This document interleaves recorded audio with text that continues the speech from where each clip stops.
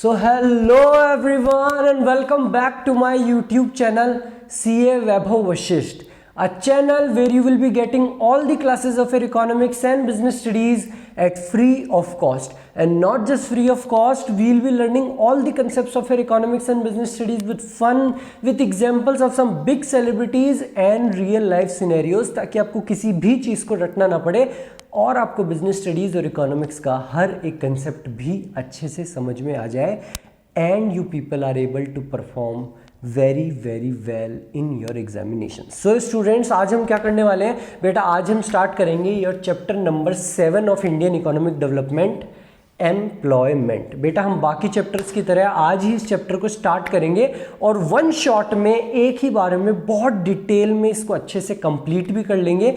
Believe me, इस video को अगर आप ढंग से देखोगे तो आपको दोबारा रिवीजन करने की ज़रूरत नहीं पड़नी चाहिए. But as per our revision strategy you should revise again and again. But बेटा ये चैप्टर ऐसा है, बहुत ज़्यादा इंटरेस्टिंग है और हमारे नोट्स के साथ में बहुत ज़्यादा इजी भी हो जाने वाला है. इसमें कुछ स्टैट्स हैं, उस स्टैट्स को देख के हम कुछ क्वेश्चंस निकालेंगे, उसके आंसर ढूंढेंगे और एक तरीके की स्टोरी चलेगी चैप्टर में कि यार ये स्टैट से क्वेश्चन बना, ये आंसर हो गया और पता चला हमारा चैप्टर भी पूरा कंप्लीट OVER हो गया. तो चैप्टर बहुत ज़्यादा इंटरेस्टिंग है और बहुत ज़्यादा ईजी है. सो चलिए स्टार्ट करते हैं चैप्टर को बिना किसी सबसे पहले हम समझते हैं कि वर्कर क्या होता है. तो बेटा वर्कर के बारे में मैं बताऊं तो मुकेश अंबानी से लेके आपके पास में जो मजदूर काम कर रहा है वो सारे के सारे वर्कर है. सर ये तो मजाक की बात हो गई, अब आप हमको चैप्टर स्टार्ट करो कि वर्कर होता क्या है. यही तो बोला मैंने, मुकेश अंबानी से लेके आपके पास में जो मजदूर काम कर रहा है, जो गन्ने का जूस निकालने का काम कर रहा है, वो सारे के सारे वर्कर है. सर ये क्या मजाक कर रहे हो? Every person who is involve in an economic activity, no matter what the intensity is high और लो, चाहे वो मुकेश अंबानी हो, चाहे वो कोई मजदूर हो, वो सारा का सारा वर्कर कहलाया जाएगा. और ध्यान देना बच्चों, ये जो डेफिनेशन है ये आपके NCERT की लैंग्वेज के हिसाब से है. कुछ ऑथर्स ऐसे हैं जो इस डेफिनेशन को चैलेंज करते हैं, लेकिन हमारी NCERT में ये डेफिनेशन लिखी हुई है और हमको एग्जाम में भी पूरे में से पूरे मार्क्स लाने के लिए यही डेफिनेशन लिख के आनी है. So all those who are engaged in economic activities high और लो, मुकेश अंबानी चाहे मजदूर, आर वर्कर्स. और हमारे इन वर्कर्स को हम दो भागों में क्लासिफाई कर सकते हैं, एक सेल्फ एम्प्लॉयड वर्कर्स और एक hired workers. Self employed workers वो होते हैं जिनका खुद का काम होता है, एंटरप्रेन्योर्स. प्रफुल्ल बिल्लोरे MBA चाय वाला, ये कौन है बेटा? ये सेल्फ एम्प्लॉयड वर्कर है. और अगर कोई वर्कर किसी और के यहां जाके काम करता है तो वो होता है हायर्ड वर्कर. इसको मैं एक एग्जांपल के साथ में समझाऊं तो आप लोगों की खांसी होती है, बुखार होता है तो आप डॉक्टर के पास जाते हो. हाँ सर हम बिल्कुल जाते हैं, वो हमको दवाई देते हैं हमारे डॉक्टर. सर हम हमारे डॉक्टर, हमारे घर के पास में डॉक्टर की क्लिनिक है, उनकी खुद की, हम वहाँ पे जाते हैं. तो बेटा अगर डॉक्टर की खुद की क्लिनिक है, खुद की क्लिनिक है, तो वो तो होता है सेल्फ एम्प्लॉयड वर्कर. उसका खुद का बिजनेस, उसका खुद का प्रोफेशन है. कई बार आप गवर्नमेंट हॉस्पिटल में भी गए होंगे, वहां पे भी डॉक्टर होता है. हाँ सर वहां पे भी होता है डॉक्टर, तो लेकिन सर वो तो सैलरी पे होता है ना, उसकी खुद की नहीं होती, वो तो गवर्नमेंट का हॉस्पिटल है. तो अगर कोई डॉक्टर किसी गवर्नमेंट के हॉस्पिटल में काम कर रहा है तो वही डॉक्टर हायर्ड वर्कर की कैटेगरी में आएगा. तो डॉक्टर, या आप में से कई बच्चे CA करना चाहेंगे, तो डॉक्टर और CA, जब वो डॉक्टर और CA कर लेंगे तो उनके पास में दो ऑप्शन होते हैं, या तो वो खुद की क्लिनिक, खुद की प्रैक्टिस कर सकते हैं, वो तो तब तो वो कहलाए जाएंगे सेल्फ एम्प्लॉयड वर्कर. और अगर वो किसी की यहां जाके जॉब करेंगे तो वो कहलाए जाएंगे hired worker. So who are self employed? Those workers who are engaged in their own business और प्रोफेशन, जो खुद का बिजनेस या प्रोफेशन करते हैं, जैसे कि फार्मिंग, ये बार्बर, डॉक्टर, CA, अगर वो खुद का काम करता है तो वो होगा सेल्फ एम्प्लॉयड वर्कर. और वो किसी और के जाके काम करेगा तो he will be classified as hired worker. These are those workers who work for others and in return they get rewards, wages, salary. बदले में उनको कुछ सैलरी मिलती है, वो होता है हमारा हायर्ड वर्कर. अब हमारे हायर्ड वर्कर को भी हम दो तरीके से क्लासिफाई कर सकते हैं.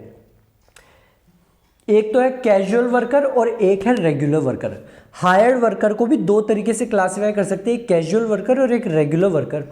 कैजुअल वर्कर कौन है? कैजुअल वर्कर बेटा ज़्यादातर आपके डेली वेजर्स जो होते हैं ना, जो आपका घर वर बन रहा है, आपको कुछ भी काम करवाना है तो आप दिहाड़ी पे जाओगे, लेके आओगे, ये उठा के लेके आते हो ना, बेलदार, कारीगर वगैरह को, इनको डेली वेजर्स कहते हैं, कि जो एक दिन काम करते हैं और उनको उसी दिन का पैसा मिल जाता है। बेलदार को 500 रुपये, कारीगर को 700 रुपये, ये डेली वेजर्स हमारे कैजुअल वर्कर्स होते हैं।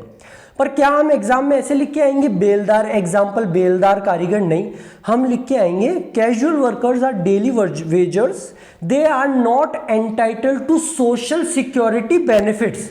सर आपने समझाया तो हमको एग्जाम्पल दे के बेलदार, कारीगर, और अब आप ये इंग्लिश भाषा में सोशल सिक्योरिटी बेनिफिट्स कह रहे हो। तो बेटा एग्जाम में आपको लिख के आना है casual workers are those workers who are not entitled to social security benefits.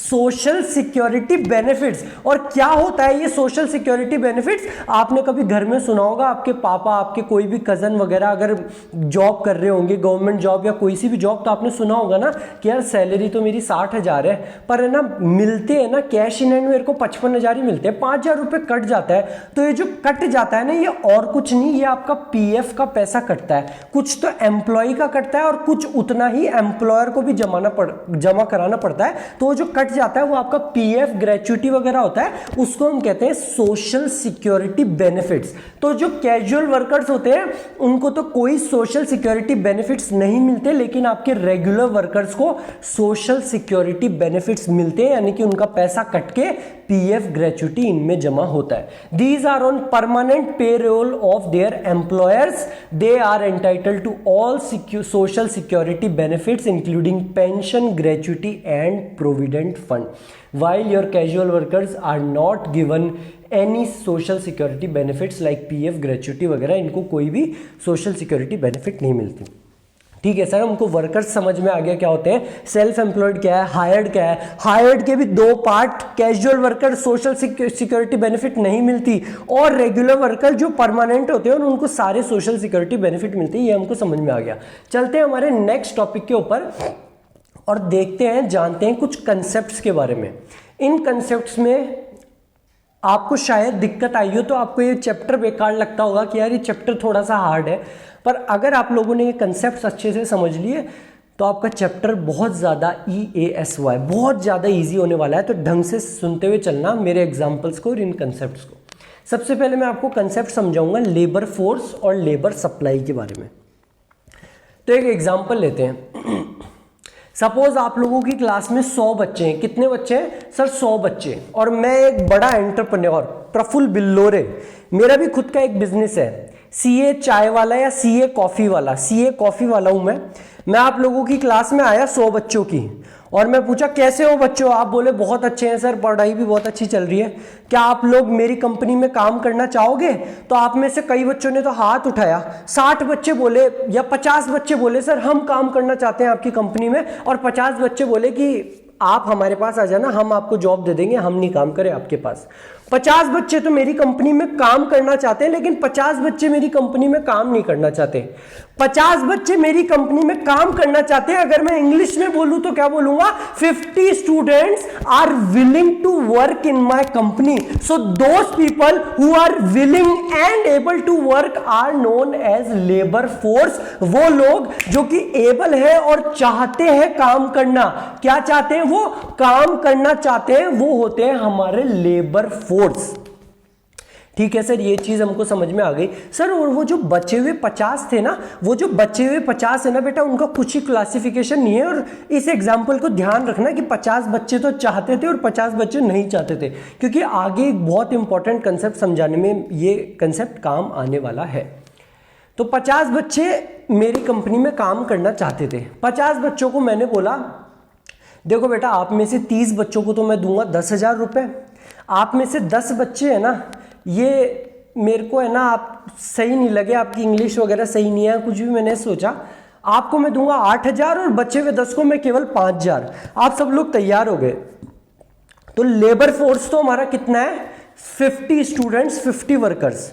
और लेबर सप्लाई पता है कितना होगा? लेबर सप्लाई होगा 30 × 10,000। 30 बच्चों को तो दूंगा 10,000 रुपए, प्लस 10 इंटू 7,000, 10 बच्चों को दूंगा 10,000 रुपए, प्लस 10 इंटू 5,000, बाकी 10 बच्चों को दूंगा मैं 5,000 रुपए। तो लेबर सप्लाई तो होने वाला है हमारा वेज रेट के बेसिस पे कि अलग अलग वेज रेट देने वाला हूं। तो लेबर सप्लाई एक अलग चीज है और लेबर फोर्स अलग चीज है।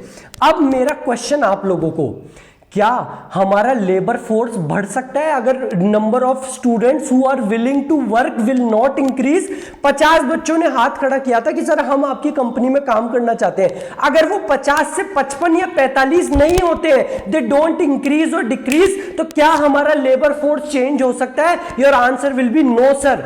जो बच्चे काम करना चाहते हैं अगर वो बढ़ेंगे नहीं तो लेबर फोर्स कैसे चेंज होगा? लेकिन मेरा क्वेश्चन, क्या हमारा लेबर सप्लाई चेंज हो सकता है अगर नंबर ऑफ स्टूडेंट्स विलिंग 50 से 55 ना हो और 50 से 45 ना हो? तो क्या तब भी हमारा लेबर सप्लाई चेंज हो सकता है?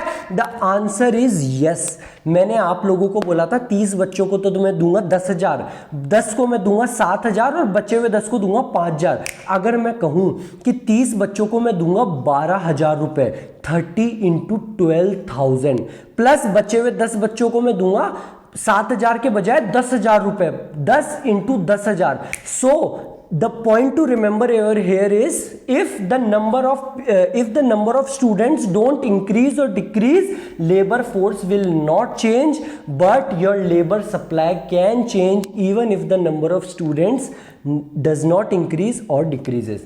Labor supply can increase or decrease even when number of workers remain constant. अगर of number of workers constant रहे तो भी हमारा लेबर सप्लाई बढ़ या कम हो सकता है अगर वेज रेट में चेंज हो जाए। मैं आप लोगों को 10,000 रुपए दे रहा हूं, अगर मैं 12,000 15,000 देने लग जाऊं तो लेबर सप्लाई बढ़ जाएगा। The number of workers are still constant, फिर भी लेबर सप्लाई बढ़ जाएगा, because it is measured in terms of man days, while your labour force increases or decreases only when number of persons actually working increases or decreases। जो labour force है वो तब ही बढ़ेगा जब the number of workers who are willing, the number of students who are willing to work in my company will increase और decrease, ये तब ही बढ़ने वाला है। ये तो था हमारा पहला कंसेप्ट, लेबर फोर्स क्या होती है और लेबर सप्लाई क्या होती है, आप लोगों को समझ में आ गया होगा। चलते हैं हमारी नेक्स्ट टॉपिक के ऊपर, and that is next concept के ऊपर, and that is work force. मैं आपकी क्लास में आया, मैंने आप लोगों को बोला कितने बच्चे हैं जो मेरे साथ में मेरी कंपनी में काम करना चाहेंगे? 50 बच्चों ने हाथ खड़ा किया और 50 बच्चों ने हाथ नीचे कर लिया कि आप आ जाना हमारी कंपनी में काम करने। तो 50 बच्चे तो हैं labour force who are willing to work in my company. मैंने बोला आप में से जो 50 बच्चे हैं ना, ये बाकी के 50 तो साइड में हटो, तुम जो काम नहीं करना चाहते। जो मेरे प्यारे 50 बच्चे हैं जो काम करना चाहते हैं, बेटा मैं आप लोगों को है ना 10,000 रुपये दूंगा मंथली। तो उसमें से 40 बच्चों ने तो बोला हाँ सर ठीक है, हमें 10,000 रुपये भी चलेगा, अभी 12th ही तो करिए हमने, हमें चलेगा, एक्सपीरियंस मिलेगा, आपकी कंपनी अच्छी है। बाकी 10 ने बोला सर इतने कम पैसों में तो हम नहीं काम करने वाले, होंगे आप सर होंगे तो अपने घर पे होंगे, 10,000 रुपये में हम काम नहीं करने वाले आपके पास में। तो 40 बच्चे तो वो हैं जो 10,000 रुपए पे काम करने वाले हैं, those who are willing to work at the existing wage rate 10,000 रुपए, और बचे हुए 10 बच्चे वो हैं those who are not willing to work at the existing wage rate, जो कि काम ही नहीं करना चाहते। तो हमारे वर्क फोर्स क्या होता है बेटा? It is the number of persons actually working, जो असल में काम कर रहे हैं, जो 40 बच्चे हैं वो होता है हमारा work force, who are actually working and does not account for those who are willing to work but not working। इसमें हम उसको अकाउंट नहीं करते जो कि काम तो करना चाह रहे हैं पर काम नहीं कर रहे। वो 10 बच्चे जो काम तो करना चाह रहे हैं पर वो काम नहीं कर रहे, हम उनको काउंट नहीं करेंगे। So your work force is equals to labour force 50 बच्चे who are willing to work minus number of persons not working but are willing to work, वो बंदे जो कि काम नहीं कर रहे but are willing to work. या फिर मैं इसको ऐसे भी कह सकता हूं, unemployment is equals to labour force minus work force. Unemployment हमारा क्या है? Labour force minus work force. जो लेबर फोर्स है उसमें से हम वर्क फोर्स को माइनस कर देते हैं। बेटा ये मैंने एग्जांपल आप लोगों को समझाने के लिए दिया था, इस पे ज़्यादा फोकस मत करना, मैं आगे कुछ बातें चेंज भी करने वाला हूँ। अभी मेरा जो मोटिव था इस एग्जाम्पल से वो आप लोगों को समझाने का था, लेबर सप्लाई, लेबर फोर्स क्या होती है 50 बच्चे, और वर्क फोर्स क्या होती है जो असल में काम कर रहे हैं। एग्जाम्पल को ज्यादा वो मत करना फोकस पर, मैंने क्या बोला, जो असल में काम कर रहे हैं वो कौन है, हमारे असली में काम करने वाले, एक्चुअली वर्किंग तो है हमारी वर्क फोर्स, और 50 labour force minus work force को माइनस करेंगे तो अनएम्प्लॉयमेंट निकल के आ जाएगा 10 बच्चों का, कि जो कि काम करना चाह रहे हैं पर उनको काम मिल नहीं रहा। पार्टिसिपेशन रेट होती है बेटा जो वर्क फोर्स है 40 बच्चे upon total population into 100, 40 upon 100 total population into 100, ये हमारी पार्टिसिपेशन रेट है जो कि हो गई 40%। Work force those who are actually working 40 upon total population 100 into 100, ये हो गई हमारी पार्टिसिपेशन रेट। अब चलते हैं बेटा हमारे नेक्स्ट टॉपिक के ऊपर। ये मैंने आपको कुछ कंसेप्ट समझाए, आगे मैं फिर से डिस्कस करने वाला हूं अनएम्प्लॉयमेंट के ऊपर में थोड़ा सा और डिटेल। नेक्स्ट टॉपिक के ऊपर चलते हैं, size of workforce in India. हमारे इंडिया में वर्कफोर्स की साइज क्या है, हम कुछ स्टैट्स देखेंगे, उन स्टैट्स को देख के हम कुछ क्वेश्चंस डेवलप करेंगे और बाद में हम उसको आंसर करना चाहेंगे उस क्वेश्चन को, और आपका चैप्टर इजीली कंप्लीट हो जाएगा। हो सकता है वो सेम टू सेम क्वेश्चंस आपके एग्जाम में भी उठ के आ जाए, तो अगर आप समझते हुए चलोगे तो आपको रटने की जरूरत नहीं है, आप एग्जाम में अच्छे से लिख के आओगे। So these are some stats. India के पास में टोटल वर्क फोर्स क्या है बेटा, ये वर्क फोर्स, क्या ये लेबर फोर्स है, नहीं सर ये वर्क फोर्स है, और वर्क फोर्स वो होती है जो कि एक्चुअली में काम कर रहे हैं। Labour force minus unemployment, unemployed लोग वो होते हैं जो कि काम करना चाहते हैं लेकिन उनको काम नहीं मिल रहा। सो जो एक्चुअली में काम कर रहे हैं वो है total 471 million of persons. In 471 million of persons में से 77% है मेल वर्कर्स और 23%, केवल 23% है हमारी फीमेल वर्कर्स। इस 471 मिलियन से कैलकुलेटर में कैलकुलेट कर सकते हो आप 77% कितना होता है, 23% कितना होता है। इस एक्चुअल वर्कफोर्स 471 मिलियन में से 75% तो हमारे रूरल एरियाज में, गांव खेड़ों में काम करते हैं, और केवल 25% वो जनता है जो कि अर्बन एरियाज हमारे शहरों में काम करती है। 75% workforce are in rural areas, केवल 25% वर्कफोर्स ही हमारे अर्बन एरियाज में है। इस रूरल और अर्बन में भी अगर मैं फीमेल वर्कफोर्स को बताऊं, भाई total female workforce, total female तो कितनी है वर्कफोर्स, 23%, टोटल 471 मिलियन का। इस 471 मिलियन में से 75%, 3/4 जनता जो रूरल एरियाज में है, उस 3/4 75% में से 25% फीमेल काम करती है। और इस 471 मिलियन का 25%, 471 मिलियन का 1/4 25% जो कि अर्बन एरिया शहरों में काम करते हैं, उस शहरों में काम करने वालों में से 20% महिलाएं हैं, बाकी 80% मेल वर्कर्स है, आपके पुरुष है। 25% जो कि अर्बन एरियाज, 471 मिलियन का 25% जो शहरों में काम कर रहे हैं, उन शहरों में काम करने वालों में से 20% महिलाएं हैं और बाकी 80% आपके मेल वर्कर्स हैं। अब कुछ क्वेश्चंस उठ के आएंगे आप लोगों के मन में ये स्टैट्स को देख के, सर 75% लोग बाग रूरल एरियाज में काम करते हैं, सर ऐसा कैसे हो सकता है, हम तो मान ही नहीं सकते सर इस बात को। ये डेटा झूठ तो नहीं है आपका बेटा, ये डेटा झूठ नहीं है, आप लोगों का क्वेश्चन एकदम वाजिब है, मैं भी लिख रखा हूं। Why is bulk of workforce rural based, हमारा बल्क ऑफ वर्कफोर्स 75% लोग रूरल एरियाज में काम कैसे कर रहे हैं, ऐसा कैसे हो सकता है। So the answer is because the bulk of jobs are in rural areas, जो रूरल एरियाज है उसी में ज्यादा जॉब्स है, इसीलिए वर्कफोर्स रूरल एरियाज में ज्यादा है। This is simply because bulk of jobs are in rural areas, bulk of jobs are in rural areas. Sir bulk of our workforce is in rural areas, और rural areas में jobs भी ज्यादा है, तो sir उनका GDP में contribution भी ज्यादा होगा ना, but the answer is no, the answer is no. हमारी वर्कफोर्स का बल्क रूरल एरियाज में है, जॉब्स भी ज्यादा रूरल एरियाज में है, तब भी उनका जो कंट्रीब्यूशन है हमारी जीडीपी में वो कम है अर्बन एरियाज के बजाय। ऐसा क्यों? Because the productivity of in rural areas is low.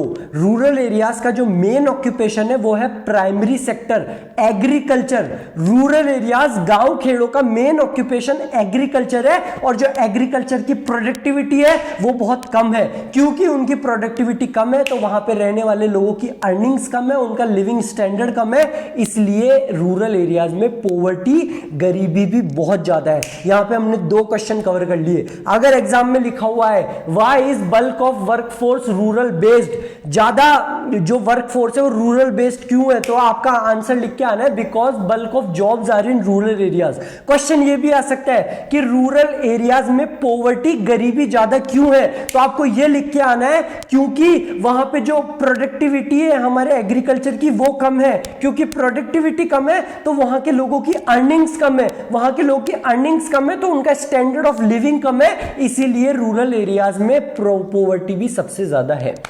implying that more people are engaged in farming but contributing less to GDP. This means low productivity of workers in rural areas. Low productive workers in rural areas. Low productivity implies low earnings, which is why there is poverty in rural areas. और इसी वजह से rural areas में हमारे poverty भी बहुत ज़्यादा है। सर ठीक है, ये क्वेश्चन तो हमको समझ में आ गया। रूरल एरियाज में जॉब ज़्यादा है फिर भी वहाँ पे जीडीपी भी कम है, हमने 2 क्वेश्चन कवर कर लिए। सर एक और क्वेश्चन आया था हमारे माइंड में, सर इतने 471 मिलियन जो वर्कफोर्स है, सर केवल 23% ही है female workers. Sir female workers हमारे महिलाओं का, हमारी क्लास में तो इतनी सारी लड़कियां हैं, सर जॉब्स के टाइम पे लड़कियां कम कैसे हो जाती है, इतना कम क्यों है ये? सर एक और क्वेश्चन, एक तो फीमेल वर्कफोर्स कम है, दूसरा क्वेश्चन जो अर्बन एरियाज है, शहर में इतने पढ़े लिखे लोग होते हैं वहां पे तो और भी कम है फीमेल वर्कफोर्स, गांवों में फिर भी 25% है। जो टोटल लोग बाग रूरल एरियाज में काम कर रहे हैं उसमें से 25% महिलाएं हैं, लेकिन जो टोटल लोग बाग शहरों में काम कर रहे हैं उसमें से केवल 20% ही महिलाएं हैं। तो मेरा पहला क्वेश्चन कि महिलाओं का परसेंटेज टोटल वर्कफोर्स में कम क्यों है, और दूसरा क्वेश्चन कम है तो अर्बन एरियाज में तो और भी ज्यादा कम है। Sir my question is why is percentage of female workers low and lower still in urban areas? एक तो कम क्यों है और अर्बन एरियाज में रहते हुए तो और भी ज्यादा कम है, ऐसा क्यों है? So the answer is India में आज भी फीमेल एजुकेशन बहुत बड़ी किसे क्या कहते हैं उसे, एक बहुत बड़ी चुनौती है फीमेल एजुकेशन। क्योंकि फीमेल एजुकेशन, क्योंकि लड़कियां पढ़ नहीं पाती, लड़कियों को बेचारों को पैदा करते हैं और उनको बोलते हैं इनको घर वर के काम में लगाओ, इनको पढ़ने की कोई ज़रूरत नहीं है, पढ़ाने की कोई ज़रूरत नहीं है। क्योंकि वो पढ़ नहीं पाती इसलिए उनको जॉब की अपॉर्चुनिटीज़ भी नहीं मिलती। लड़कियां पढ़ नहीं पाई इसलिए उनको जॉब की अपॉर्चुनिटीज़ भी नहीं मिली। जो लड़कियां पढ़ ली, जो बच्चे आपकी क्लास में आप बोलोगे सर हमारे साथ में तो बहुत सारी लड़कियां पढ़ रही है, जो लड़कियां पढ़ ली उसके बाद में भी उनका जॉब का डिसीजन उनका नहीं है, उनकी फैमिली का है। आप में से आपके बड़े भाई आपके किसी के लिए अगर लड़की का रिश्ता भी लेके आते हैं तो वैसे बोलते हैं कि साहब कितना पढ़ी है आपकी लड़की? बोले साहब हमारी लड़की ने MBA करा है, हमारी लड़की ने ये करा है, और बोले कहीं जॉब करती है? बोले कहीं जॉब नहीं कर रही, और आप पढ़ी भी तो इतना है, आपको जॉब करवानी हो तो आप करवा लेना, और नहीं करवानी हो तो घर पे काम कर लेना हो, तो उसको तो घर का भी काम आता है। तो जो लड़कियों का जॉब करने का डिसीजन है वो उनका इंडिविजुअल डिसीजन नहीं है बल्कि फैमिली का डिसीजन है। This is the reason why the female workforce is very low compare to the total workforce. और next question, sir female workforce कम है, आपने बताया क्योंकि फीमेल एजुकेशन नहीं मिल पा रही। इंडिया में फीमेल एजुकेशन एक चुनौती है इसलिए उनको अपॉर्चुनिटीज नहीं मिली। अगर वो पढ़ ली तो भी जो उनका जॉब करने का डिसीजन है वो भी फैमिली डिसीजन पे है, ना कि उनके पर्सनल डिसीजन पे है। सर एक और क्वेश्चन उठता है, सर ये 23% है, सर अर्बन एरियाज में फीमेल वर्कफोर्स 20% ही है और रूरल एरियाज में 25% क्यों? बेटा बिकॉज इसलिए क्योंकि रूरल एरियाज में पॉवर्टी ज्यादा है, रूरल एरियाज गांव खेड़ों में गरीबी ज्यादा है, इसलिए वहां पे जो वुमेन्स है, जो फीमेल है, उनको भी काम करने आना पड़ता है। So this is the answer to your second question का second part, female education is still a far cry implying low opportunity for jobs. उनको पढ़ने को नहीं मिला, इसलिए उनको जॉब्स की अपॉर्चुनिटी नहीं मिली। अगर पढ़ने को मिल भी गया, among most families in urban areas job work for women is still governed bye family decisions rather than individual. उनके खुद का डिसीजन नहीं, उनकी फैमिली का डिसीजन होता है, implying that even the available opportunities are not utilised.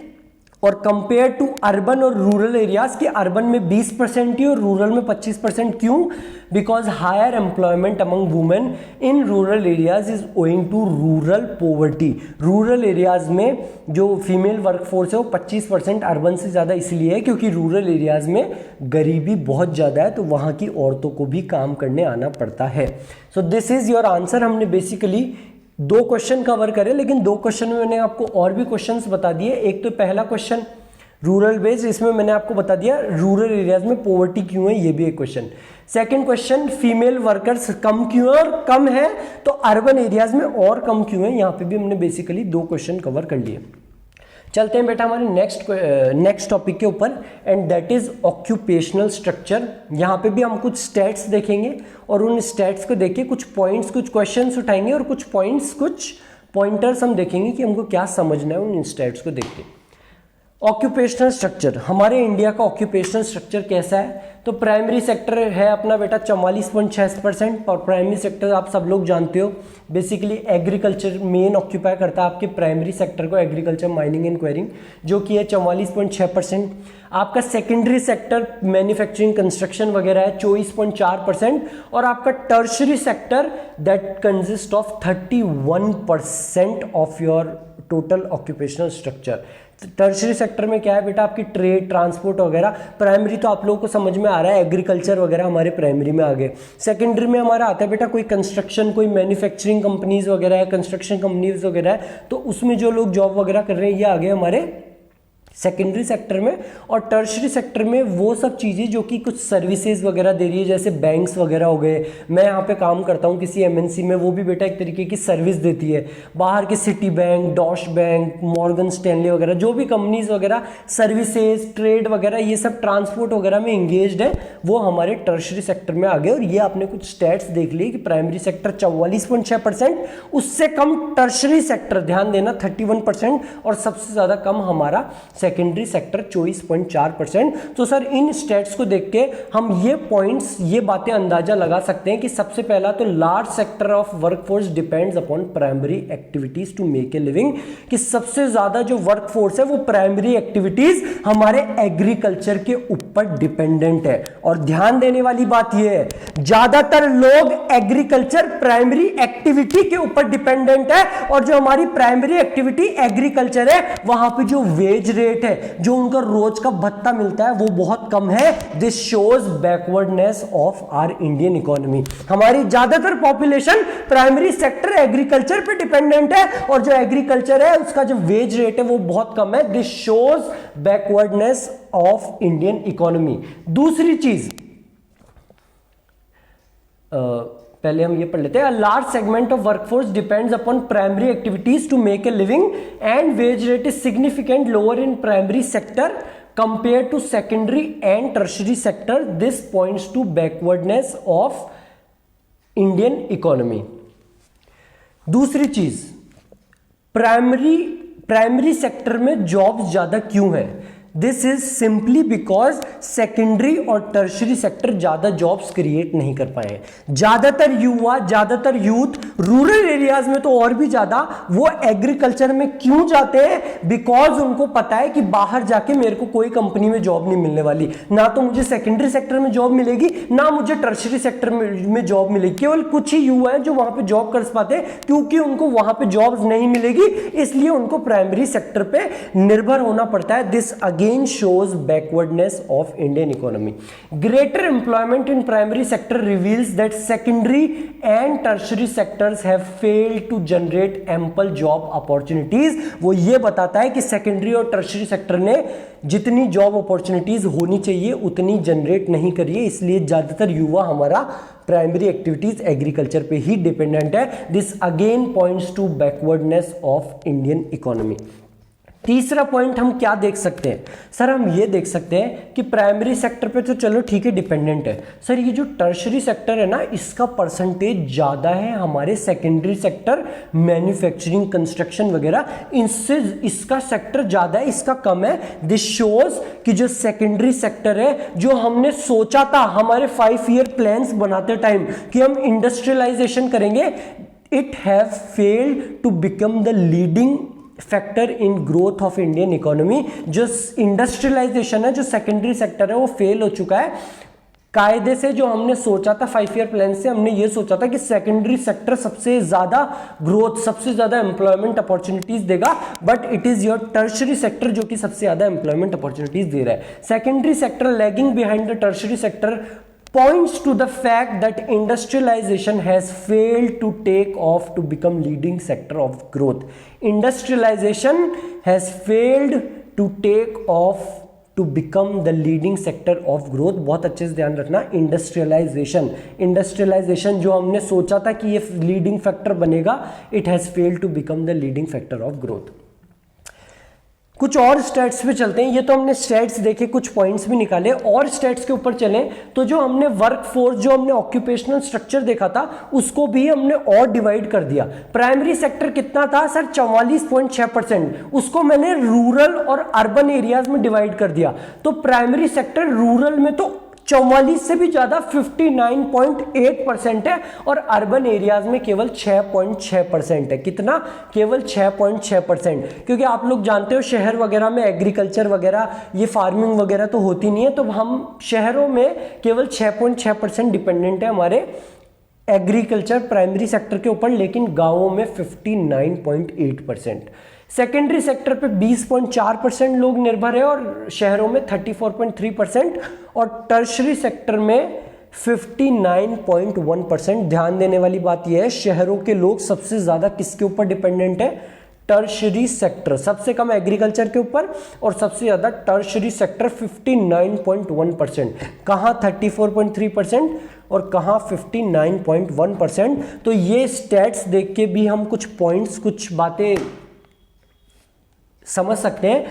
Those living in urban areas are engaged largely in secondary and tertiary sector, while those in rural areas find primary sector as their preferred source of employment। बहुत सीधी सी बात है, ये stats देख के हमको सीधा सीधा समझ में आ रहा है कि जो भी शहरों में रहते हैं, प्राइमरी सेक्टर शहरों में केवल 6.6% है, तो जो भी लोग शहरों में लेते हैं वो केवल सेकेंडरी और टर्शरी सेक्टर के ऊपर डिपेंडेंट है। अगर आप लोग शहर में रह रहे हो तो आप में से कोई भी दोस्त ऐसे नहीं होगा कि मैं तो हमारे वो फार्म हाउस पे जाके खेती करने का काम करूंगा। आप सब लोग आपस में बातें करते हो कि मैं इस कंपनी में काम कर लूंगा, तू इसमें काम कर लेना, मैं अपन ये टर्शरी सेक्टर में चल जाएंगे। आप सब लोग इस सेकेंडरी और टर्शरी सेक्टर पे डिपेंडेंट है, वेयर एज जो रूरल एरियाज है वो सारे लोग आपके प्राइमरी सेक्टर, ज्यादातर मेन लोग 59.8% प्राइमरी सेक्टर पे डिपेंडेंट है। तो पहला जो आपका कंक्लूजन निकल के आया वो ये है कि अर्बन एरियाज में तो सेकेंडरी और टर्शरी सेक्टर और रूरल एरियाज में प्राइमरी सेक्टर।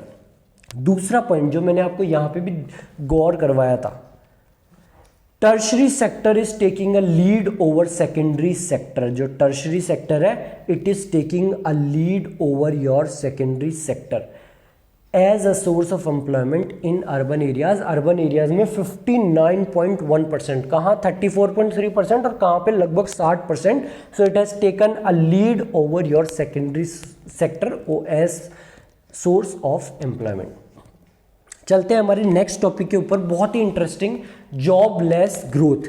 कि जॉबलेस ग्रोथ क्या होती है, ये टॉपिक मैं आपको पहले भी पढ़ा चुका हूं, फिर से एक बार पढ़ लेते हैं, कोई दिक्कत नहीं है एक बार की जॉबलेस ग्रोथ क्या होती है। So as the name suggest itself, jobless growth, growth यानी कि ग्रोथ तो हो रही है पर वो ग्रोथ जॉबलेस है। ग्रोथ तो हो रही है पर जो लोग बाग है ना उनको जॉब नहीं मिल पा रही। इट सेज कि अगर किसी भी देश की जीडीपी तो बढ़ रही है, यानी कि ग्रोथ तो हो रही है, जीडीपी तो बढ़ रही है, लेकिन उनको एम्प्लॉयमेंट अपॉर्चुनिटीज नहीं मिल पा रही। और ऐसा क्यों होता है? किसी भी देश की ग्रोथ तो हो रही है पर उनका एम्प्लॉयमेंट क्यों नहीं मिल पा रहा? क्योंकि जो ग्रोथ हो रही है ना वो इनोवेशन टेक्नोलॉजी की वजह से हो रही है। ऐसी नई नई तरीके की मशीन्स आ चुकी है। आजकल आप लोग सुन रहे होंगे चैट जीपीटी, कई सारे इंजीनियर्स बेटा डरे हुए हैं उस चैट जीपीटी से कि यार जो काम मैं नहीं कर सकता वो ये चैट जीडीपी फटाफट से बता देता है। तो आप किसी भी देश की ग्रोथ हो सकती है because of innovation technology, but जरूरी नहीं कि एम्प्लॉयमेंट अपॉर्चुनिटीज भी उसी हिसाब से बढ़े। उसी चीज को हम कहते हैं jobless growth. It is a situation when the level of output, GDP level of output in the economy tends to rise owing to innovative technology. Innovative technology की वजह से चैट जीपीटी वगैरह, without any perceptible rise in level of employment. GDP तो हमारी बढ़ रही है, लेकिन जो लेवल ऑफ एम्प्लॉयमेंट है उसमें कोई भी राइज नहीं है। सर ये तो बहुत खतरनाक चीज है जॉबलेस ग्रोथ। तो सर क्या हमारे इंडिया में भी ये जॉबलेस ग्रोथ ऐसा हो रहा है? तो ध्यान देना आंकड़ों के ऊपर। यस, हमारे इंडिया में भी जॉबलेस ग्रोथ हो रही है। क्यों?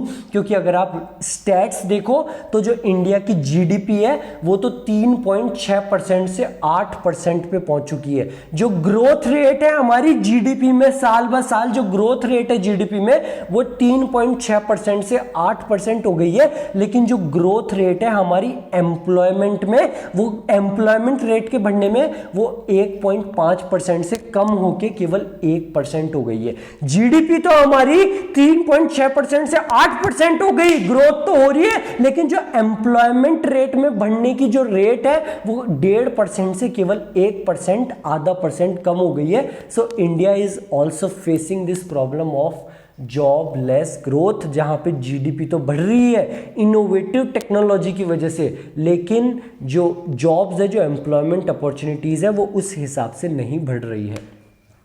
क्वेश्चन आप लोगों का इस स्टेट्स को देख के क्या क्वेश्चन निकल के आना चाहिए? सर इंडिया में ऐसा कैसे हो रहा है कि ये ना जॉबलेस ग्रोथ क्यों हो रही है सर इंडिया में? सर हम सुनते भी हैं मोदी जी हमको रोजगार दो, अनएम्प्लॉयमेंट रेट इतना बढ़ गया। तो सर इंडिया में ऐसा क्यों हो रहा है? तो बेटा इंडिया में ऐसा इसलिए हो रहा है because our economic growth is being hijacked by MNCs। हमारी जो इकोनॉमिक ग्रोथ है वो मल्टीनेशनल कंपनीज के द्वारा हाईजैक कर चुकी है। और ये जो मल्टीनेशनल कंपनीज है, city bank, Dash bank, Morgan Stanley, जो बाहर की कंपनीज है बड़ी बड़ी MNCs, they focus on growing based on innovative technology rather then the use of man power. वो लोग बिलीव करती कि हम ग्रोथ करेंगे इनोवेटिव टेक्नोलॉजी के दम पे। चैट जीपीटी वगैरह, बिना कोई इंजीनियर्स वगैरह को हायर करें, हम चैट जीपीटी इनोवेटिव टेक्नोलॉजीज की वजह से ग्रोथ करना पसंद करेंगे। तो what is the question? Why are we relying more on technology and less on employment? कि सर हम इंडिया में टेक्नोलॉजी पे ज्यादा डिपेंडेंट क्यों है और एम्प्लॉयमेंट पे कम क्यों? Because the reason is our growth process is being increasingly hijacked by MNCs। Multinational companies के द्वारा हाईजैक हो चुका है हमारा growth process, and these companies specialize in achieving high growth through efficient technology rather than greater use of manpower. ये efficient technology पे विश्वास रखती है ग्रोथ करने के लिए rather than use of manpower. आपका ये क्वेश्चन भी क्लियर आ गया। अब चलते हैं हमारे नेक्स्ट टॉपिक के ऊपर। आई नो ये बहुत इंटरेस्टिंग है टॉपिक्स, आपको एक स्टोरी चल रही होगी। हम काफ़ी क्लास ऑलमोस्ट 40 मिनट की क्लास कर चुके हैं, अभी तक एक स्टोरी चल रही है 35-40 मिनट। अब चलते हैं हमारे नेक्स्ट टॉपिक के ऊपर, एंड दैट इज कैजुअलाइजेशन। कि सर कैजुअलाइजेशन क्या होता है? तो जब हमारी टोटल वर्कफोर्स में कैजुअल वर्कर्स की परसेंटेज बढ़ जाए तो वो कैजुअलाइजेशन होता है। और कैजुअल वर्कर्स क्या है वो मैं आपको ऑलरेडी बता चुका हूं। हाँ सर आपने बताया था, दो तरीके के वर्कर्स होते हैं। एक तो होते हैं सेल्फ एम्प्लॉयड वर्कर्स जिनका खुद का बिजनेस या प्रोफेशन है, और अगर हम किसी के यहां जॉब करने जा रहे हैं तो वो होते हैं हायर्ड वर्कर्स। हायर्ड वर्कर में भी दो तरीके के होते हैं, एक होते हैं कैजुअल वर्कर्स और एक होते हैं रेगुलर वर्कर्स। कैजुअल वर्कर्स वो वर्कर्स होते हैं जिनको social security benefits, PF, gratuity वगैरह नहीं मिलते, और रेगुलर वर्कर्स वो वर्कर्स होते हैं जो कि परमानेंट होते हैं और उनको सोशल सिक्योरिटी बेनिफिट्स यानी कि पीएफ, पेंशन, ग्रेच्युटी, इस सब के फायदे मिलते हैं। तो अगर हमारे टोटल वर्कफोर्स की परसेंटेज में कैजुअल वर्कर्स जिनको पीएफ, जिनको social security benefits, PF, gratuity, pension नहीं मिलते, अगर वो बढ़ जाए, कैजुअल वर्कर्स बढ़ जाए, तो उसको हम कैजुअलाइजेशन कहते हैं और कुछ भी नहीं है। Casualization of workforce refers to a situation when the percentage of casually hired workers in the total workforce tends to rise over time. Sir क्या टॉपिक खत्म हो गया? यस बेटा, टॉपिक खत्म। चलते हैं हमारे नेक्स्ट टॉपिक के ऊपर, फॉर्मल एंड इनफॉर्मल सेक्टर, कि फॉर्मल सेक्टर क्या होता है और इनफॉर्मल सेक्टर क्या होता है। फॉर्मल सेक्टर समझते हैं सबसे पहले, फिर आएंगे इनफॉर्मल सेक्टर के ऊपर। तो बेटा आपका फॉर्मल सेक्टर होता है जहां पे भी लोग बाग जॉब कर रहे हैं, कहां कहां पे? गवर्नमेंट एंटरप्राइजेस, ठीक है sir. Public enterprises, sir public enterprises क्या होती है? PSUs, public sector undertakings. ये मैं आपको पहले भी बता रखा हूं, दो तरीके की एंटरप्राइज होती है, एक पब्लिक एंटरप्राइज, एक प्राइवेट एंटरप्राइज। आपके पापा, आपके चाचा, उनकी जो कंपनी है वो क्या है? वो प्राइवेट एंटरप्राइज है। अगर कोई प्राइवेट आदमी उसको ओन करे तो वो होती है प्राइवेट एंटरप्राइज। लेकिन जिस कंपनी में 51% या उससे ज्यादा स्टेक गवर्नमेंट का होता है, 51% या उससे ज्यादा कंट्रोल गवर्नमेंट का होता है, तो वो होती है हमारी पब्लिक एंटरप्राइज। तो क्या है हमारा फॉर्मल सेक्टर? सबसे पहले तो गवर्नमेंट एंटरप्राइज, दूसरी चीज पब्लिक एंटरप्राइज, तीसरी चीज प्राइवेट एंटरप्राइज। लेकिन वो प्राइवेट एंटरप्राइजेस जहां पे 10 या उससे ज्यादा वर्कर्स काम करते हैं, 10 या उससे ज्यादा वर्कर्स काम करते हैं। सर अगर प्राइवेट एंटरप्राइज में 10 या उससे कम वर्कर काम करेंगे तो वो आएगा हमारे इनफॉर्मल सेक्टर में। So what is your formal sector? It refers to organize sector of the economy and includes government departments, public enterprises, government departments, public enterprises and private enterprises which hire 10 or more workers, 10 या उससे ज्यादा। Sir अगर 10 हुए तो formal sector, sir अगर 9 हुए तो informal sector, 10 या उससे ज्यादा। What is informal sector? It refers to unorganized sector of the economy and includes all such private enterprises which hire less than 10 workers. 10 workers से कम यानी कि 9, which hire less than 10 workers besides farming and self employed workers। और इसके साथ में farming, आपकी farming और self employed, जो भी सेल्फ एम्प्लॉयड लोग है, सेल्फ एम्प्लॉयड लोग कौन थे? जिनका खुद का बिजनेस और प्रोफेशन है, फार्मिंग, सेल्फ एम्प्लॉयड। और वो प्राइवेट एंटरप्राइजेस जो कि 10 से कम, 10 या उससे कम नहीं, 10 से कम, 10 या उससे ज्यादा, अगर 10 भी है तो फॉर्मल में ही आ गई।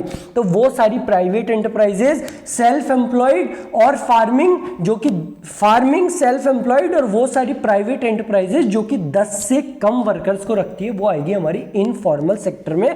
और यहां से निकल के आता है एक concept, that is informalisation. Sir ये इनफॉर्मलाइजेशन क्या होता है? तो बेटा इनफॉर्मलाइजेशन कुछ भी नहीं, जब आपका इनफॉर्मल सेक्टर बढ़ जाए और फॉर्मल सेक्टर कम हो जाए तो वो हमारा इनफॉर्मलाइजेशन होता है। फॉर्मल सेक्टर क्या है, इनफॉर्मल सेक्टर क्या है, वो मैंने आपको डिटेल में समझा ही दिया।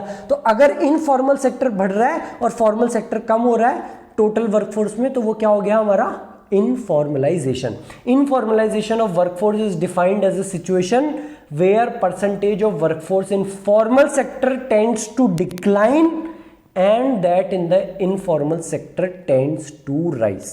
ठीक है सर, ये टॉपिक भी हमको समझ में आ गया। अब चलते हैं हमारे बहुत interesting topic and that is unemployment. की अनएम्प्लॉयमेंट क्या होता है ये मैंने आपको क्लास के स्टार्टिंग में ही समझा दिया था। 40 बच्चे, 50 बच्चे कौन थे? Who were willing to work, और 40 बच्चे कौन थे?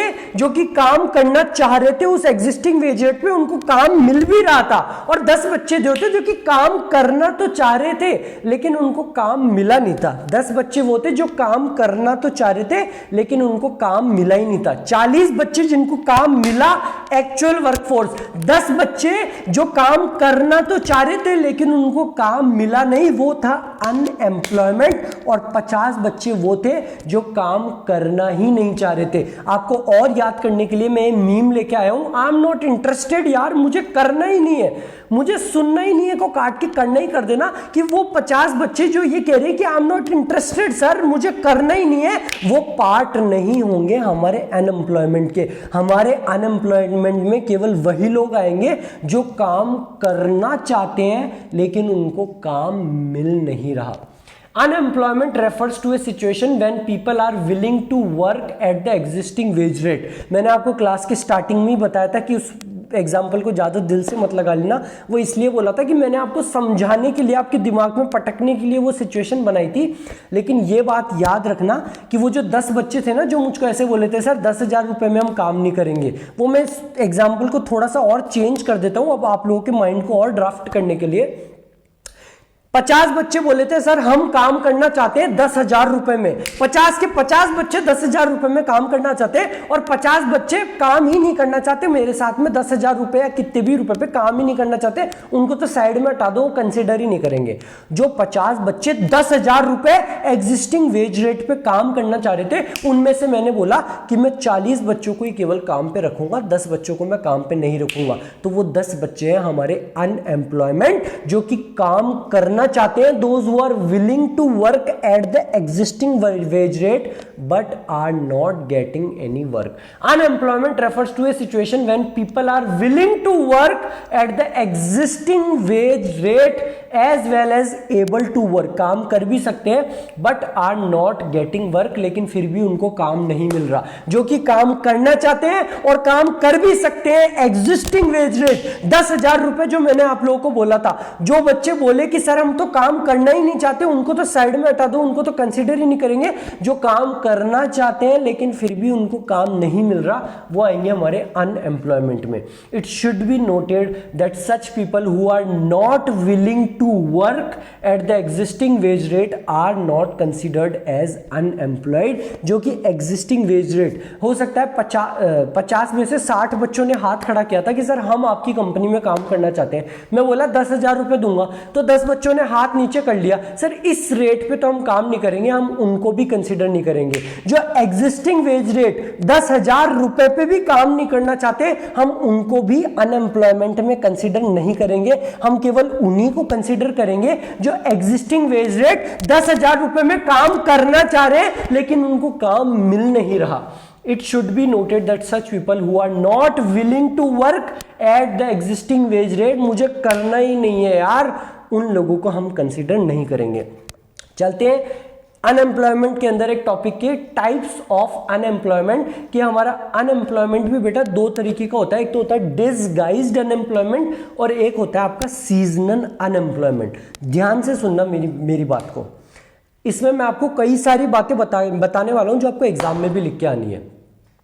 हमारा मेन वर्कफोर्स किसके ऊपर डिपेंडेंट है सर? एग्रीकल्चर के ऊपर। प्राइमरी सेक्टर पे 44% और गांवों में तो सर 59%, मैं भूल गया होगा परसेंटेज, लगभग 59% था या 56 कुछ था सर। गांवों में तो 56% और टोटल 44% मेनली हम एग्रीकल्चर के ऊपर डिपेंडेंट है। और बेटा एग्रीकल्चर की एक खासियत बताऊं, वो सीजनल होता है सर। मतलब कोई भी फार्मर, कोई भी किसान अगर खेती करता है तो वो सीजनल होता है। वो अक्टूबर वगैरह, अप्रैल में, मेरे ख्याल से मार्च अप्रैल में अभी गेहूं की खेती वगैरह होती है, उस हिसाब से अप्रैल में कटते हैं मेरे ख्याल से। आई एम नॉट श्योर, अगर मैं गलत हूँ तो मुझे बता देना। तो मार्च अप्रैल में तो उसके पास में काम रहता है, बाकी साल उसके पास में काम ही नहीं रहता। या कुछ किसान ऐसे हैं जो मार्च अप्रैल में तो गेहूं उगाते हैं, फिर कोई सी सब्जी उगाते हैं, फिर कोई सा फल उगाते हैं, लेकिन बाकी के 4 महीने 6 महीने उनके पास में काम ही नहीं रहता। तो हमारी वर्कफोर्स मेनली डिपेंडेंट है एग्रीकल्चर के ऊपर, और हमारा एग्रीकल्चर जो है वो सीजनल होता है, इसलिए वो हमको सीजनल अनएम्प्लॉयमेंट देता है। वो लोग जो बेचारे एग्रीकल्चर के ऊपर डिपेंडेंट है, और एग्रीकल्चर हमारा क्या है? सीजनल। तो बचे हुए महीने में जब वो अनएम्प्लॉयड रहते हैं उसको हम कहते हैं सीजनल अनएम्प्लॉयमेंट। जैसे कि आप ऐसे समझ लो, आप लोगों की या मेरी आइसक्रीम की दुकान है और बहुत शानदार चलती है, ऐसे कोई है नहीं कि मैं कोई किसी के भीख मांगता हूँ, बहुत तगड़ी चलती है मेरी आइसक्रीम की दुकान, लेकिन केवल सर्दियों में चलती है, गर्मियों में मेरे को दुकान बंद करनी पड़ जाती है। तो मैं भी सीजनली अनएम्प्लॉयड रहता हूँ गर्मियों में। उल्टा बोल दिया मैंने, गर्मियों में बहुत तगड़ी चलती है, सर्दियों में मेरी आइसक्रीम की दुकान बंद हो जाती है। गजक मान लेना यार, अगर इतना ज़्यादा ध्यान मत देना। It occur simply because agriculture is a seasonal occupation. During off season farm workers are out of job, they have no work to do. जब ऑफ सीजन होता है, जो फार्म वर्कर्स है, जो बेचारे किसान है, वो ऑफ टू जॉब होते हैं, उनके पास में कुछ भी काम नहीं होता, दे आर सीजनली अनएम्प्लॉयड। ये तो ईजी सा था सर बात।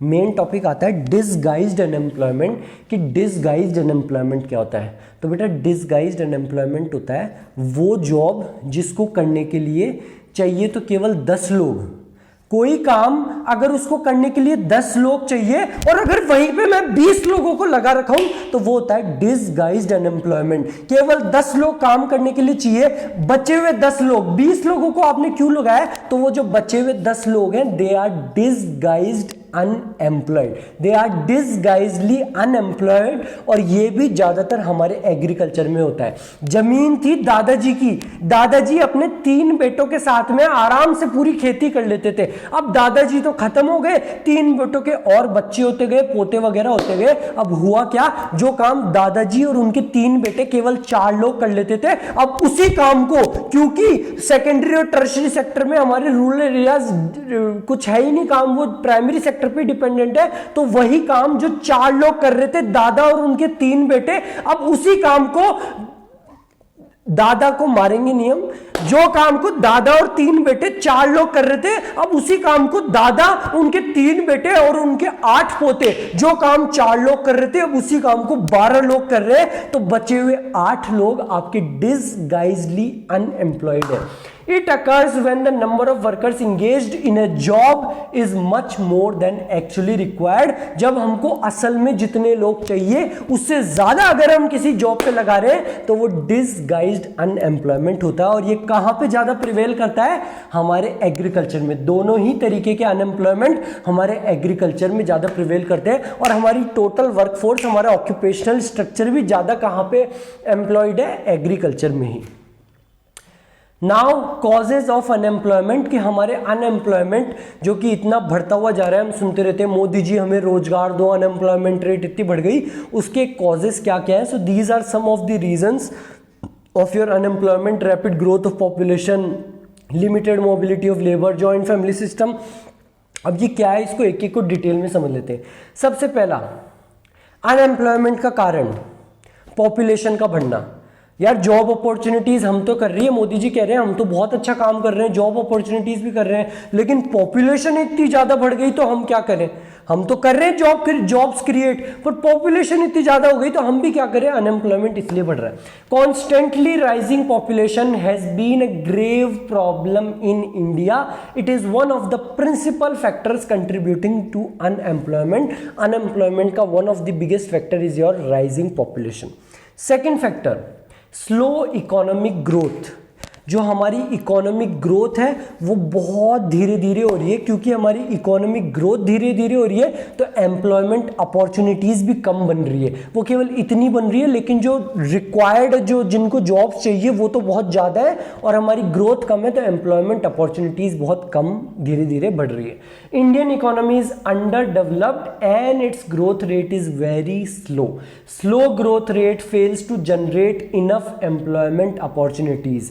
स्लो ग्रोथ होने की वजह से इनफ एम्प्लॉयमेंट अपॉर्चुनिटीज नहीं बनती फॉर राइजिंग लेबर फोर्स। जो लेबर फोर्स है, कौन थी labour force sir? Those who are willing to work and working. वो लोग जो काम कर रहे हैं और जो काम करना चाहते हैं वो तो है हमारी लेबर फोर्स, लेकिन जो लेबर फोर्स है वो तो बहुत ज्यादा बढ़ रही है, लेकिन इनफ एम्प्लॉयमेंट अपॉर्चुनिटीज नहीं बन रही। Next point, limited mobility of labour. जब कोविड आया था तो आपने सोनू सूद के बारे में काफ़ी सुना होगा कि वो वर्कर्स को अपनी जगह लेके गए, अपने गाँव में भेजा। तो उन्होंने क्या करा, मोबिलिटी क्रिएट करी थी लेबर्स के लिए, कि वो मुंबई से उठा के, दिल्ली से उठा के उनको बिहार वगैरह लेबर्स को अपने गाँव, अपने होम टाउन वगैरह में उन्होंने भेजा था। तो ये होती है मोबिलिटी। तो असल में जो हमारी लेबर है उसकी मोबिलिटी बहुत कम है, लोग बाग बाहर ही नहीं निकलना चाहते। और ये लेबर को केवल इन लेबर में कंसीडर मत करना कि ये बेलदार और कारीगरी का काम करने वाले, हम भी एक तरीके के लेबर है, इंजीनियर्स भी लेबर है, एक तरीके की काम करती है, सीए भी लेबर है, एमबीए भी लेबर है, हर कोई एक तरीके का लेबर है। And there is limited mobility of labour. हम लोग पढ़ लिख के, हम अच्छी जॉब अपॉर्चुनिटीज हमारे हैं, लेकिन हम मोबिलिटी क्रिएट नहीं करना चाहते। मैं बाहर किसी स्टेट में जाना ही नहीं चाहता। तो ये एक बड़ी दिक्कत है हमारे अनएम्प्लॉयमेंट की, कि मेरे पास में जॉब अपॉर्चुनिटीज तो है लेकिन मैं बाहर किसी स्टेट में जाना ही नहीं चाहता। Mobility of labour in India is very low. owing to a variety of family as well as social constraints। मुझे लगता है कि यार इसके रीज़न क्या है मेरी लोअर मोबिलिटी के, एक तो फैमिली रीजंस, मेरी फैमिली मना करती है कि नहीं तू हमको मत छोड़ के जा, दूसरा सोशल कंस्ट्रेंट्स। मैं जयपुर राजस्थान में रहने वाला आदमी, मैं सोचता हूँ कि यार मैं कोलकाता जाऊंगा, वहाँ मच्छी वगैरह होती है, मैं चेन्नई जाऊंगा, मुझे वहाँ की लैंग्वेज समझ में नहीं आएगी। So due to family and social constraints this is the problem of limited mobility. People are reluctant to move to far off areas even when jobs are available over there. हालांकि वहाँ पे jobs है फिर भी लोग बाग reluctant है दूसरी जगह जाने के लिए because of family and social constraints. The next point is agriculture a seasonal occupation. मैं आपको ऑलरेडी बता चुका हूँ this is one of the biggest reason of unemployment, क्योंकि ज़्यादातर हमारी वर्कफोर्स एग्रीकल्चर के ऊपर डिपेंडेंट है और जो एग्रीकल्चर है वो एक सीजनल ऑक्यूपेशन है। एक फार्मर कुछ महीने काम करता है और बाकी के महीने उसको सीजनली अनएम्प्लॉयड रहना पड़ता है। Agriculture is the primary occupation and a large size of population depends upon it। Agriculture पे लार्ज साइज पॉपुलेशन डिपेंडेंट है, but its seasonal character does not provide stable jobs to the farmers throughout the year. लेकिन agriculture का जो seasonal character है कि केवल इन्हीं महीनों में गेहूं की खेती होगी, केवल इन्हीं महीने में सब्जी की खेती होगी, फलों की खेती होगी, वो उसको सीजनली अनएम्प्लॉयड रहने में is one of the biggest factor. Next point, joint family system. हमारे इंडिया में जॉइंट फैमिली सिस्टम चलता है जिसकी वजह से डिसगाइज्ड अनएम्प्लॉयमेंट होता है। ये भी मैं आपको ऑलरेडी समझा चुका हूँ। जमीन थी दादाजी की, दादाजी अपने 3 बेटों के साथ में काम कर रहे थे, केवल 4 लोगों की जरूरत थी, लेकिन अभी उसी जमीन पे दादाजी, उनके 3 बेटे और उनके 8 पोते, टोटल 12 लोग, लगभग 12 लोग मिलकर काम कर रहे हैं। बचे हुए 8 लोग डिसगाइज्डली अनएम्प्लॉयड है because of the joint family system. It encourages disguised unemployment. क्या एनकरेज करता है ये? Disguised unemployment. In joint families there is high tendency to survive on joint income without work. Now your next topic, एक छोटा सा topic कि sir ये जो अनएम्प्लॉयमेंट है, ये जो इतनी बढ़ती हुई दिक्कत है हमारे अनएम्प्लॉयमेंट की, इसके लिए गवर्नमेंट ने क्या करा? तो गवर्नमेंट एंड एम्प्लॉयमेंट जनरेशन की, गवर्नमेंट ने एम्प्लॉयमेंट जनरेट करने के लिए क्या करा? So what government took a step was national rural employment guarantee act. Government एक एक्ट लेके आई, NREGA, national rural employment guarantee act, जहां पे गवर्नमेंट ने कहा कि हम हर युवा को, कहां के? रूरल एरिया के 100 दिन का एम्प्लॉयमेंट देंगे। 100 दिन का हम उसको एम्प्लॉयमेंट देंगे, बट कंडीशन वो पॉवर्टी लाइन के नीचे होना चाहिए। It provides guaranteed wage employment of 100 days. कितने दिनों का? 100 दिनों का। To all those in rural areas who are below poverty line, जो कि पॉवर्टी लाइन से कम है, हम उनको गारंटीड 100 दिन का एम्प्लॉयमेंट देंगे।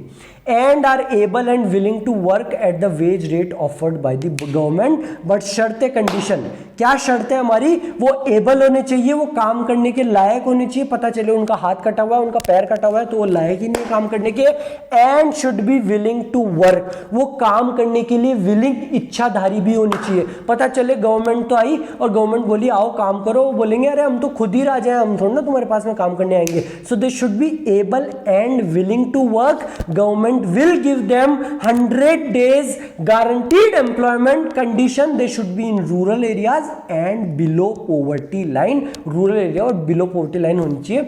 वो उनको 100 days का एम्प्लॉयमेंट, गारंटीड एम्प्लॉयमेंट देगी। किस एक्ट के तहत?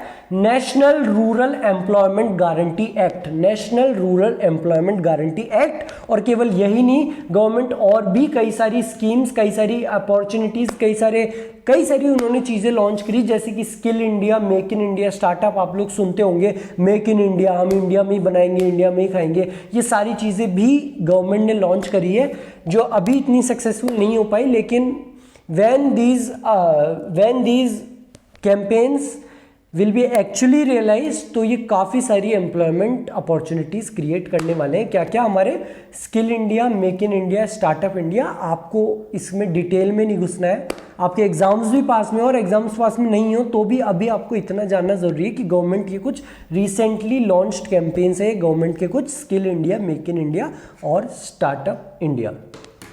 सो थैंक यू वेरी मच। ये थी आपकी क्लास एम्प्लॉयमेंट के ऊपर।